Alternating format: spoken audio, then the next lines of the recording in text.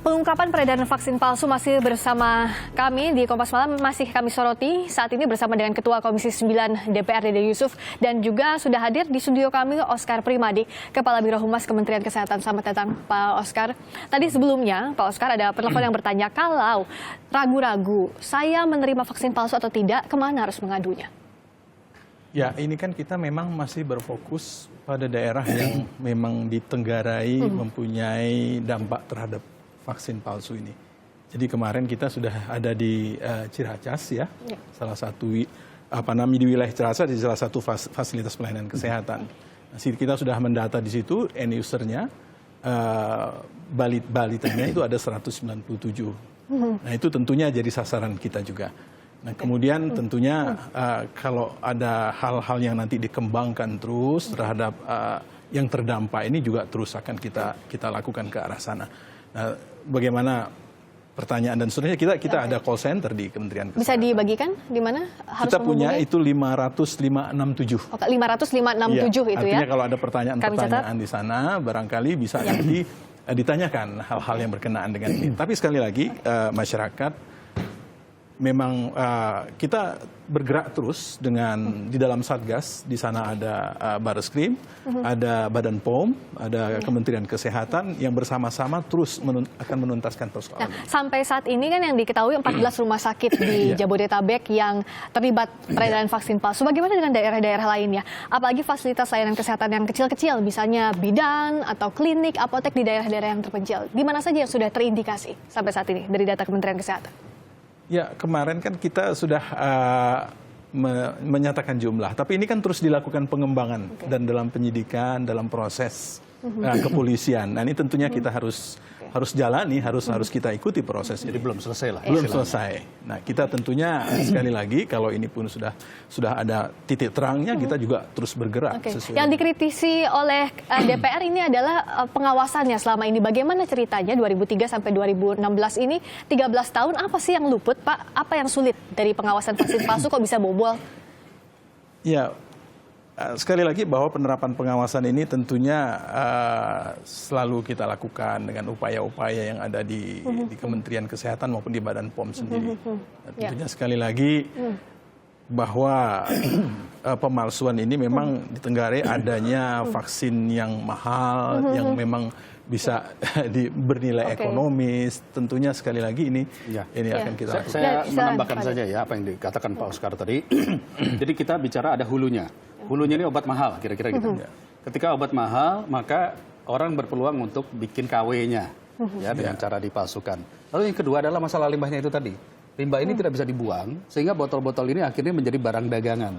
Bekas-bekas itu. Ini kita berbicara belum nanti ada suntikan palsu, mungkin insulin palsu, kita belum tahu nih ya. Nah, artinya apa? Ini harus ada aturan main yang sudah masuk dalam kesimpulan bahwa nanti kita meminta Kementerian Kesehatan agar bekerja sama dengan Menteri KLH ya Lingkungan Hidup dan Kehutanan untuk mengevaluasi peraturan ini.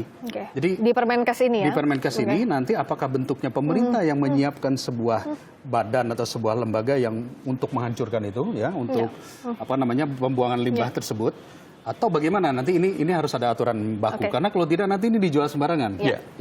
Nah yang ketiga ini kita juga berharap peran dari Dinas Kesehatan di masing-masing kabupaten kota. Ini pengawasan yang akan kita bahas nanti. Kita akan terima dulu telepon dari Ibu Ani di Ciracas, juga Pak Prawira di Banten. Saya ke Bu Ani terlebih dahulu. Bu Ani silakan berbagi pengalamannya, Bu Ani. Halo. Iya, silakan Bu Ani. Assalamualaikum. Waalaikumsalam warahmatullahi wabarakatuh. Ini Mbak, aku mau tanya nih, kebetulan cucu saya tinggalnya dekat sekali dengan Bidan Eli yang kemarin yang bermasalah. Ciracas ya? Di kawasan Ciracas ya Bu ya? Betul, tinggalnya berseberangan saja dengan Bidan Eli dan kebetulan cucu saya itu lahirnya di situ pula Mbak. Iya. Dan sudah vaksin itu BCG, polio, dan campak. Ibu sudah periksakan setelah vaksin terakhir itu atau seperti apa Bu Eli? Maaf Kenapa Mbak? Kenapa? Bu Ani setelah mendapatkan vaksin itu sudah melapor kemana atau memeriksakan kemana lagi? Kebetulan ini saat ini belum sekali, makanya pas Belum, saya lihat ya? tayangan ini saya bersyukur sekali. Saya lagi bingung kemana saya lapor. Oke. Boleh saya Dan tanya, Ibu Silakan. bayar berapa Bu di vaksin tersebut Bu? Oh, saya nggak tahu ibunya yang bayar. Kebetulan Oke. saya Ibu ayahnya. neneknya ya? Neneknya ya? Baik. Jadi ibunya pula kemarin sedang hamil yang kedua. Setelah vaksin di situ, sekarang sakit Pak. Ya, oke. Iya. Ibu Ani, cucu Ibu sudah terdaftar belum ke nanti ada program vaksin ulang yang direncanakan? belum. Ya Bu ya? Iya. Harus Baik, daftarkan itu, baik. ya. Terima kasih Bu Ani atas Iya, informasinya. Terima kasih. Lagi dampaknya Iya. vaksin palsu bagaimana tuh ke anak Dampaknya? cucu saya? Iya. Baik. Terima kasih Iya, Bu Ani. iya. Itu tadi silakan Pak. Ya, pertama dari sisi dampak bahwa memang setelah diteliti di dalam laboratorium bahwa yang ada di dalam vaksin itu artinya memang bukan berarti ini menenangkan, tapi memang tidak berdampak langsung untuk membahayakan. Oke. Ya, artinya tidak ada kekebalan saja, itu yang barangkali yang memang harus dipahami, sehingga sekali lagi memang vaksin ulang akan kita lakukan di sana. Ibu, akan kita tadi berikan. Ibu Ani kalau cucu yang ingin didaftarkan kemana atau Ya, dari lainnya, yang tadi orang saya tua lainnya? katakan di Ciracas itu kita data ada 197. Oke. Nah, barangkali nanti tidak semuanya juga diberikan palsu. Nah, kita lihat lagi nanti di recordnya Oke. apakah vaksin yang diberikan itu apa. Oke, jadi bisa melapor ke Dinas Kesehatan terkait. Nanti ya barangkali kita salah satu tempat yang akan kita lakukan program ini adalah memang di bidan elit. Jadi Oke. Silakan. memang permintaan kami juga bahwa Satgas Penanggulangan ini agak lebih diintensifkan kembali dan Menteri Kesehatan juga nanti akan memberikan satu komunikasi kepada publik Ya, oke. dengan cara bagaimananya itu kebetulan tugas Pak Oscar di sini nanti mungkin ada informasi lebih jauh kemana menelpon, Oke. menghubungi siapa dan Kita akan berikan juga kesempatan kepada penelpon lainnya, Ibu Rida. Di Ciracas, selamat malam Ibu Rida. Ya, selamat malam, Bu. Silakan Bu Rida. Iya. Iya, Silakan. selamat malam. Iya, selamat Selamat malam. Silakan Bu Rida, ada pengalaman yang bisa dibagi kepada kami? Iya, selamat malam. Selamat malam, Bu. Iya, selamat malam Saya Ibu Rida. Ibu Rida tinggal di Ciracas. Iya. Baik, ada yang ingin Iya. ditanyakan langsung kepada Pak Oscar atau Oke. ke Pak Dede? Silakan singkat saja Ya, Ibu. ini Pak Dedi, saya mau nanya ya. Ya. Pada tahun 2004, anak saya, Yoel, anak paling tua saya, lahir tahun 2004. Iya. Iya. Ya. Tahun 2004, anak saya divaksin di dokter praktek Oke. Lokasinya di mana itu, Bu? Gimana Bu? di Tebet. Tebet. Iya. Di Jadi Tebet. saya mau nanya ya Pak ya, kalau di tahun 2004 itu apa udah terindikasi vaksin palsu di dokter praktek itu? Baik. Baik. Iya, Tebet ya Pak, iya. Baik, Ya, Pak, baik. saya tempat vaksin anak saya. Oke. Baik. Ibu Ani. Ibu Rida ya. Ibu Ani Rida, ya? Ibu Rida. Anak Ibu saat Iya, ini sehat dokter atau tidak ini Bu? dokter spesialis anak. Dokter spesialis anak. Baik. Anak Ibu saat ini sehat atau tidak Bu? Sehat sih Pak, alhamdulillah. Oke, kalau kita alhamdulillah ya. Kalau anak Ibu sehat berarti bisa yang pertama dia tidak mendapatkan yang palsu tadi, atau yang Sehat, kedua, Pak, ya, sehat. yang kedua secara lingkungan, secara pertumbuhan lingkungannya anak ini memiliki imunitas. Artinya sudah aman Bu, kira-kira begitu ya. Sekarang kira-kira usianya berapa anaknya Bu? Sekarang usia anak saya udah 12 tahun Pak. 12 tahun ya.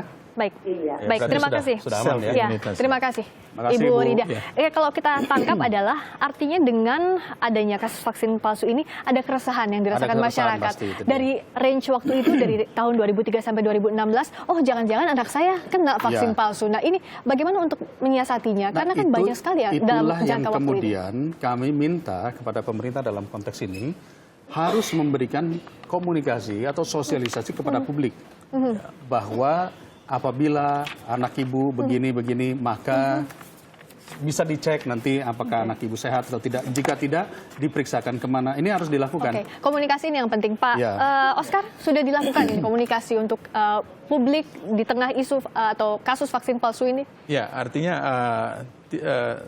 ini kan kita fokusnya pada daerah yang memang sudah diungkap oleh kepolisian. Ini yang fokusnya barangkali yang akan tetap kita tenggarai dan kita tuju.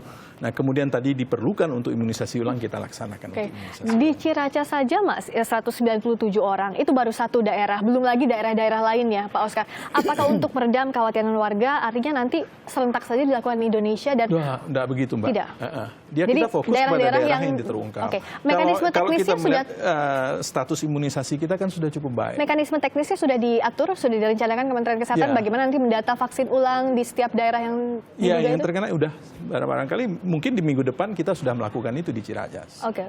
Jadi dalam proses penyidikan yang saat ini masih berlangsung, apa yang bisa dijanjikan Kementerian Kesehatan agar publik ya sudah bisa lebih tenang sekarang dan menunggu hasil hari ini kan sudah penyidikan. kita dengan Pak Dede dengan sudah mengungkap dengan Bareskrim juga, artinya ya kita fokus pada daerah yang tadi di Tenggarai terdampak ini. Jadi artinya tidak meluas dan tentunya sekali lagi tidak perlu ada kepanikan dan tentunya kita tetap bergerak. Perbaikan apa yang dijanjikan oleh pemerintah dalam hal ini? Perbaikan apa untuk ke depannya?